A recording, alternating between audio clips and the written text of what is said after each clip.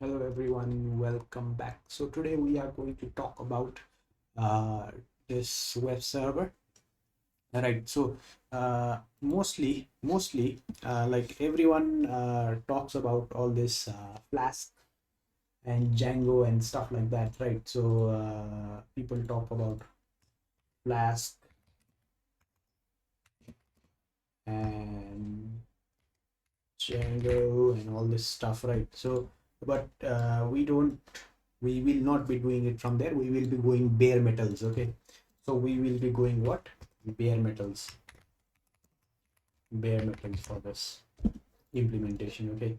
So we will be doing, we'll be trying to understand like how a web communication actually works. Okay, so what is a web server? So basically, it's kind of like a communication between two different people. Okay, so it's similar to that, where like a computer or a browser, you could say computer slash browser. Like what it does is it basically sends out a request. Okay, so it sends out a request to the server. Okay, the server, and then the server will get some request, and then based on that request it will act upon it. Okay, so what will it do is that it will send out a response. For that particular response, based on different criterias that are mentioned in that request, it will provide a necessary response to that. Okay, so that is one thing. Another thing is basically there is a language called HTTP. So what is HTTP? Okay, so let's talk about that as well a little bit. So HTTP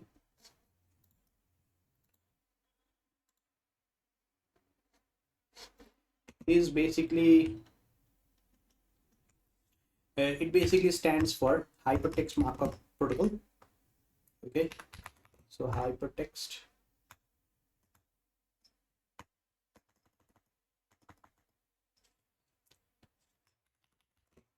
it's basically hypertext markup protocol.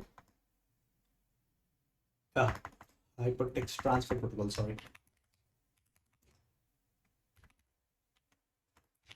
Protocol, right? So what is it? Is it's basically a standard. Okay, so what it is basically it's a standard. Let's just say that, and it basically provides all the rules and regulations for how you talk. Okay, so basically, let's say let's say so if we are talking, if two different people are communicating, but if their language of communication is not the same, so if it's not English, so how will it work out, right? So it's similar in that regards, right? So whenever you have to communicate between two different things, right? So two different computer or browser and server, you will need a common set of standards, right? So that's what is basically defined by HTTP. Okay, so whenever you hit any URL, let's say something like this, something like so suppose this website, right? So rupesundai.com.np. So what happens is basically when you hit this, so it crafts a HTTP request, and that goes over the internet, and we will get a HTTP response back.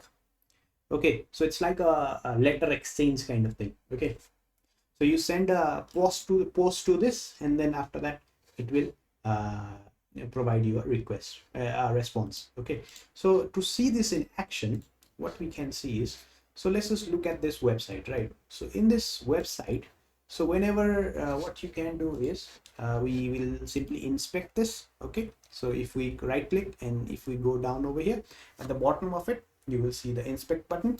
So if we click on that, and if you go to the network tab, and if we do a refresh on this website, right, so it's fetching all these things. Look at how many things we are fetching from the internet, right? So my client or this browser is getting all these things from the server.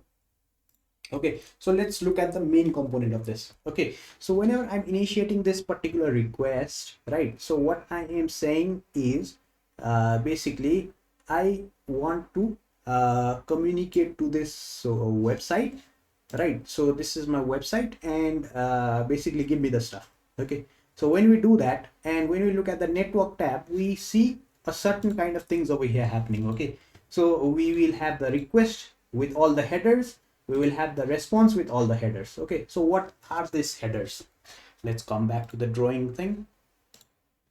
Right, so this is a set of standard defined by HTTP, as I told you, right? So whenever we are requesting something, of course it has to be requested in a certain way, right?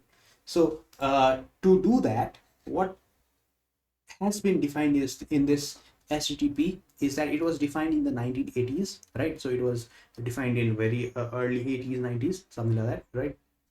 So they put out a standard which says that we have to provide the method, we have to provide the thing like this, right? So the endpoint like this, the protocol like this, the headers like this. So they have a particular set of standards. Okay, right? So what is all this? What is all this, right? So when we look at this, this is your request. Okay, this is your request component, this much. This is your response, right? So we'll just leave it for now. So when we see over here, right, so we have this get. Okay, so what is this get?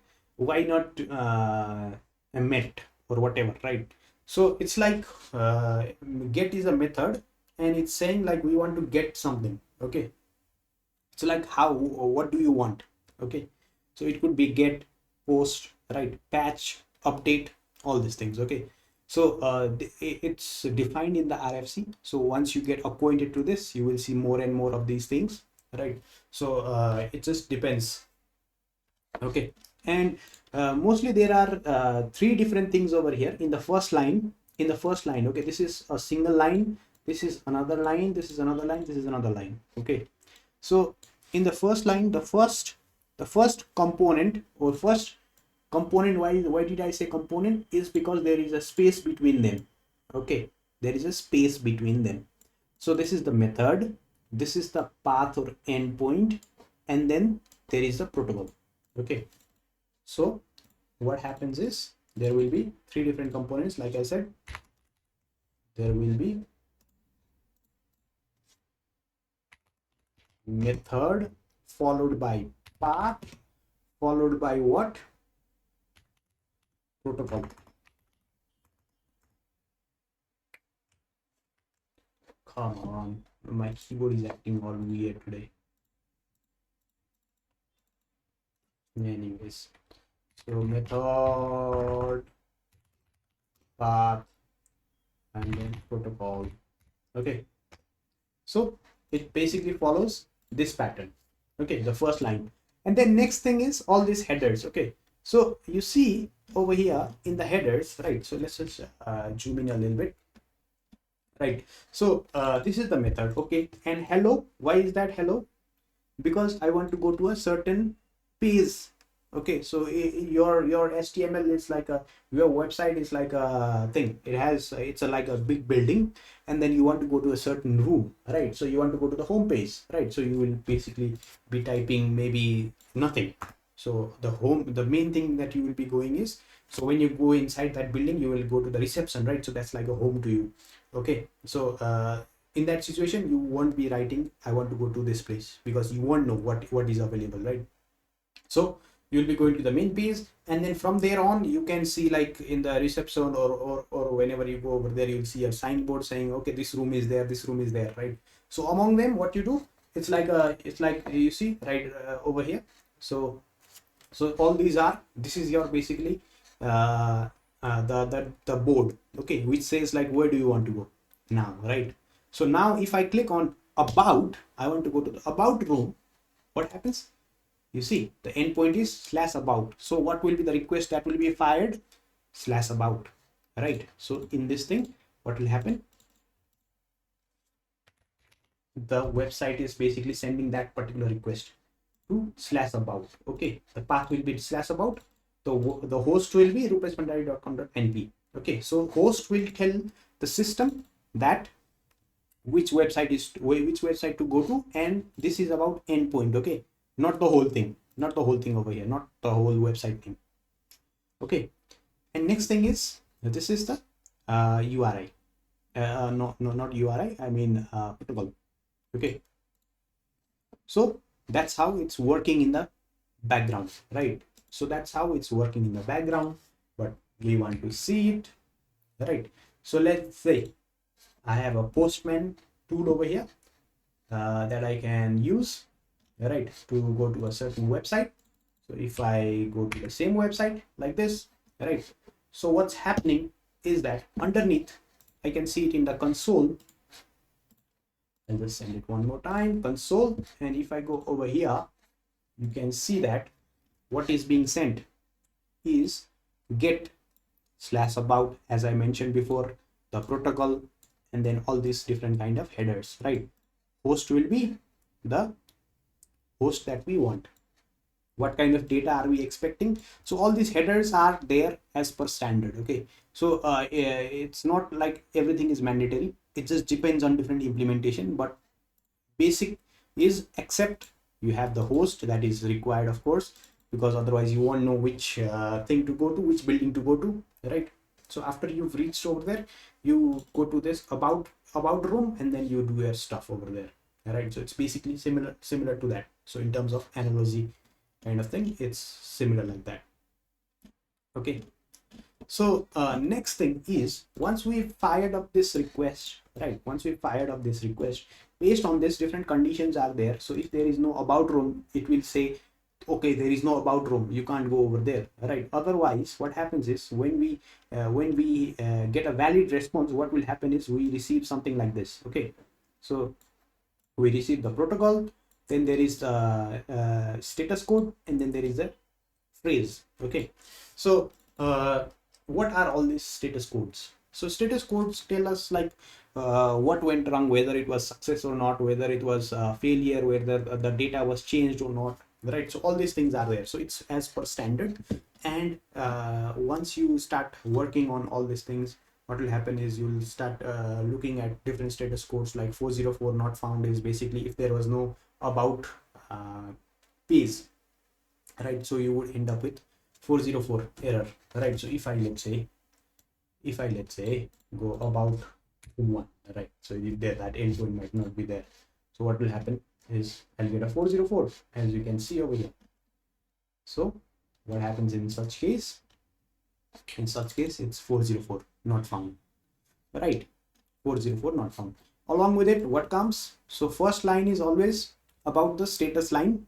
Okay, the first line normally we tell it to be, we basically call it a status line, and then it there is the headers, right? Then comes the headers, all these headers are there, right? And then after that, what happens? The body will come in. Okay, so what will the body look like? So it's a little bit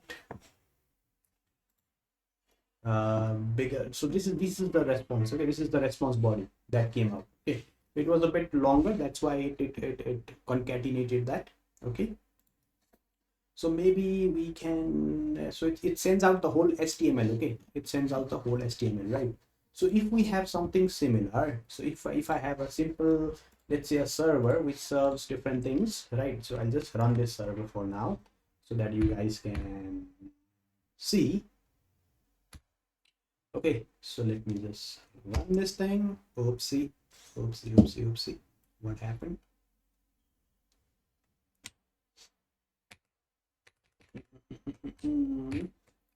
Let me just try to run this thing. Just give me a moment. Okay, let's try to run this thing.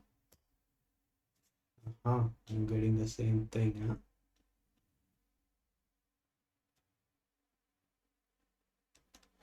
Okay, I'm getting some kind of error over here. I'm getting some kind of error over there.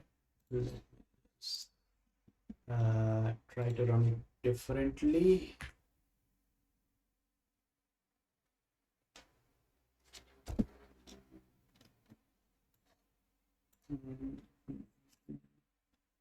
It's a little bit different kind of error, but leave it. Let's just leave it at that, right? So that's not our focus anyway.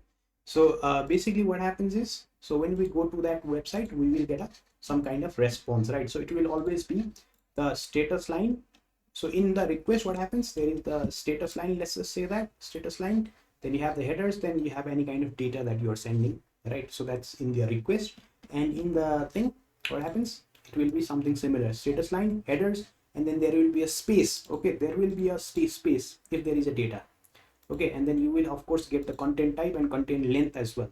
Okay, length is also important, and then you will get your data like this. Okay, so it just depends. So if, because the data was too long, that's why this postman concat like I did not show it. Okay, so if I do clear and if I do about, right, like this, what happens is we get all these things. So it's showing it in pretty format, but if we do show raw log, right, we can see the actual text format data. So everything happens in text. Okay, everything happens in text.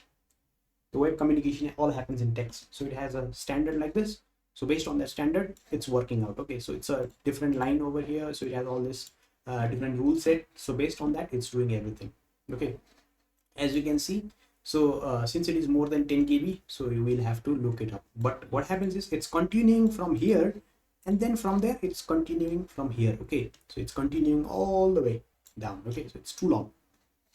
Okay, it's too long. So that's why it's not showing it over here in the console.